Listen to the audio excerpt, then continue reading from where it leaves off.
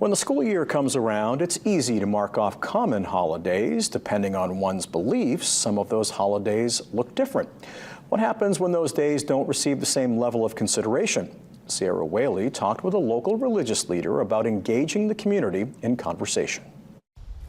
A public service announcement had to be made after leaders at Congregation Beth Israel in Bangor were made aware of the conflict their parents and students face when it comes to the academic calendar. And at the beginning of every year, we generally try to send out lists to all of our local regional school districts and to let them know what the Jewish holiday dates are. However, parents have voiced to Kresge the difficulty of being present for important services on Jewish holidays, such as Rosh Hashanah and Yom Kippur, due to mandatory testing in a couple of districts. It's not the first time. So he posted a reminder on their Facebook page to RSU 22, which includes Hamden, Newburgh, Winterport, and Frankfort, in hopes of understanding and consideration for the future.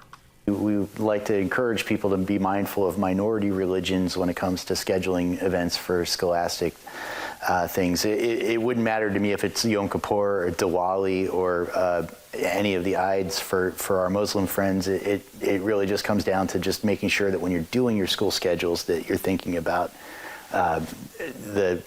just these other religious groups as well. Kresge says he and members of his congregation continue to work toward engaging conversation about respecting one's beliefs, especially after seeing students affected by anti-Semitism over the years.